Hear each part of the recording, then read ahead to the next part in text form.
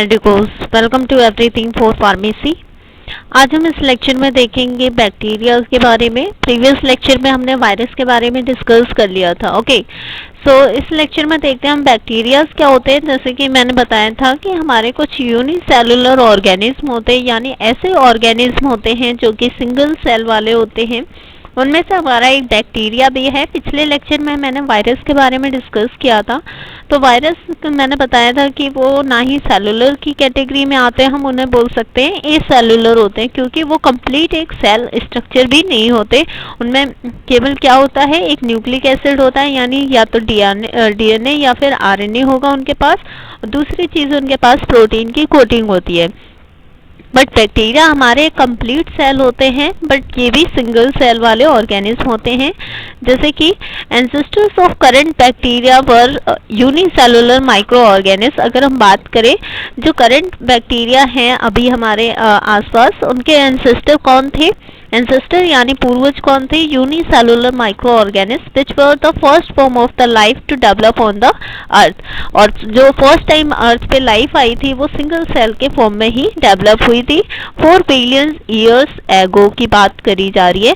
They belong to the kingdom of the Monera. जो bacteria है वो हमारा मोनेरा कैटेगरी से बिलोंग करता है। Okay, The idea of the microorganisms and the pathogens which cannot be seen with the naked eye dates back to 400 AD Rome.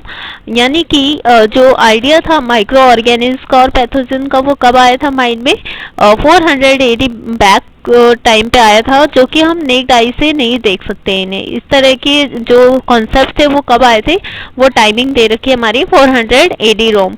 Bacteria was only officially discovered in the 17th century after the invention of a microscope.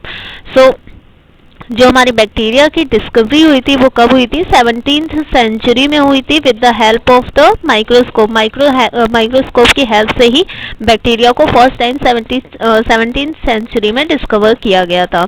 Bacteria are the most diverse and abundant group of the organism. Okay, bacteria हमारे क्या है? Are the most diverse यानी कि इनमें बहुत सारी विभिन्नताएं पाई जाती हैं, और abundant group of the organism यानी कि बहुत ही ज़्यादा संख्या में प्रेजेंट हैं अर्थ के ऊपर। ठीक है, they inhabit practically all environment on the earth.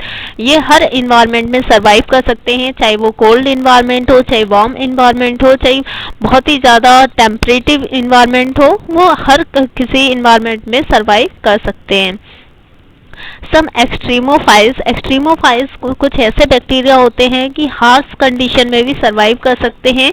Thrive in climatic और इन्वायरमेंटल एक्सट्रीम्स, मतलब कैसी भी कंडीशन हो, चाहे हम कह सकते हैं कि कोई भी इन्वायरमेंटल कोई भी चेंजेस हो रहे हैं तो उसके अकॉर्डिंग भी वो सर्वाइव कर लेते हैं। चाहे बहुत ही ज़्यादा गर्म हो, चाहे ठंडा हो, हर कंडीशन में वो ईजिली सर्वाइव कर सकते हैं, ईजिली डेड नहीं होते। Okay, bacteria are mostly useful but some cause disease. अब पिछले लेक्चर में भी हमने बात करी थी कि कुछ ऐसे माइक्रो ऑर्गेनिज्म होते हैं जो कि हमारे लिए इम्पोर्टेंट होते हैं, बेनिफिशियल होते हैं, बट कुछ ऐसे भी होते हैं जो कि हम कह सकते हैं कि हार्मफुल भी होते हैं।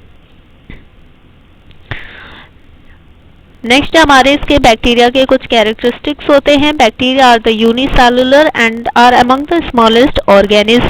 बैक्टीरिया हमारे कैसे होते हैं? यूनिसेलुलर होते हैं, यानी सिंगल सेल वाले। Are the among the smallest organism, ये सबसे छोटे ऑर्गेनिज्म होते हैं, लेकिन ये हमारे वायरस से लार्जर होते हैं। ठीक है, इन favourable condition bacteria will reproduce rapidly bye binary fission.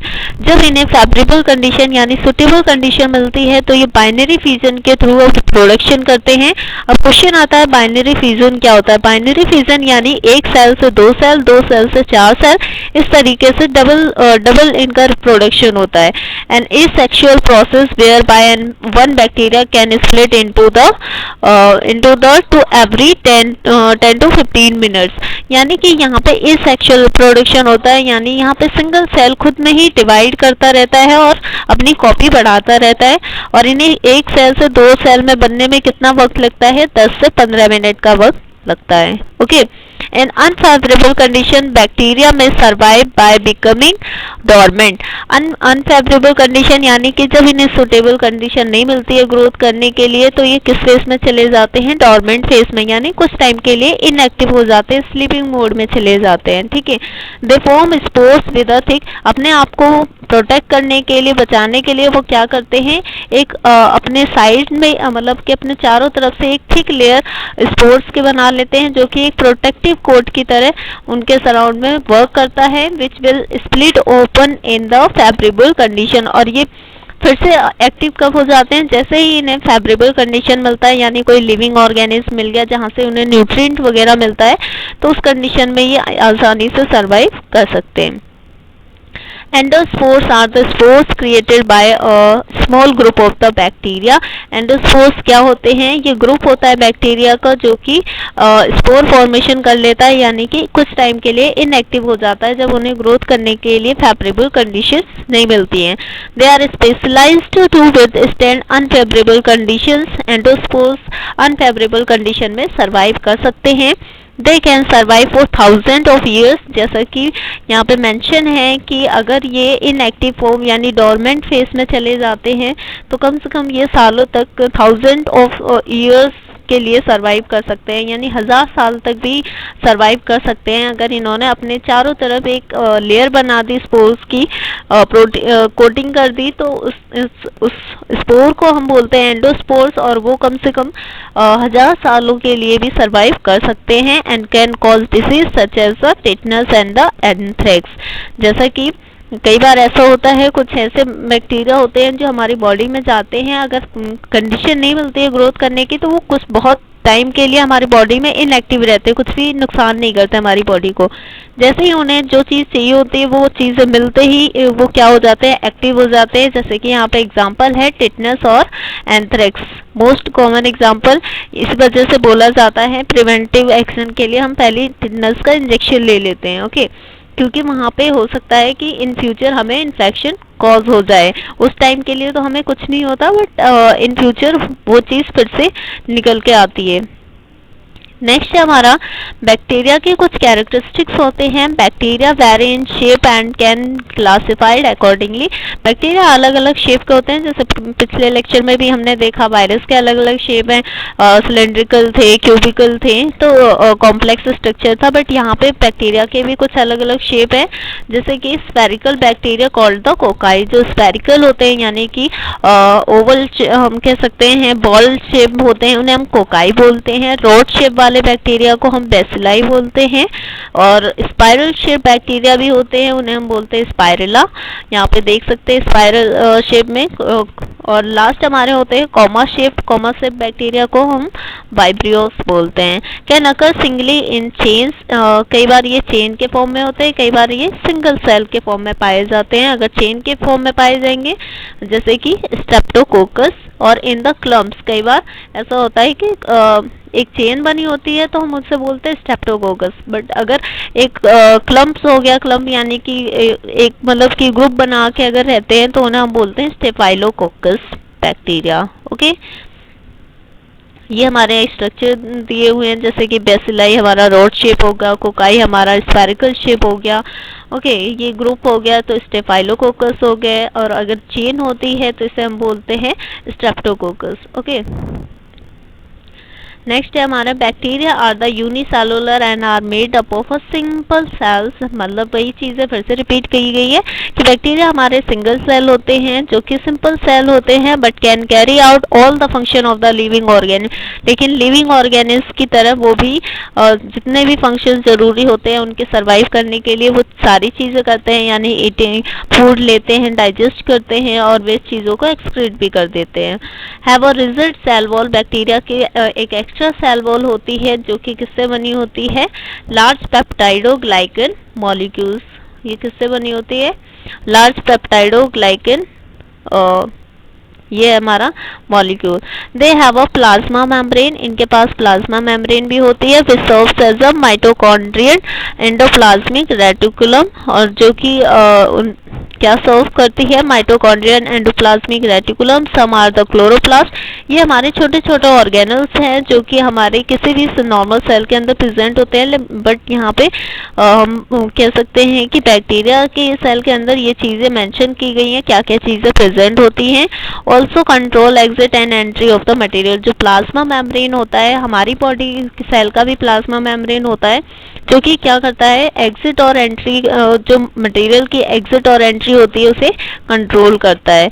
As prokaryotes they do not have a true nucleus, जैसा कि हमें पता है प्रोकैरियोट्स यानी प्रीवियस टाइप ऑफ न्यूक्लियस वाले सेल, ऐसे सेल होते हैं जिनके पास ट्रू न्यूक्लियस नहीं होता।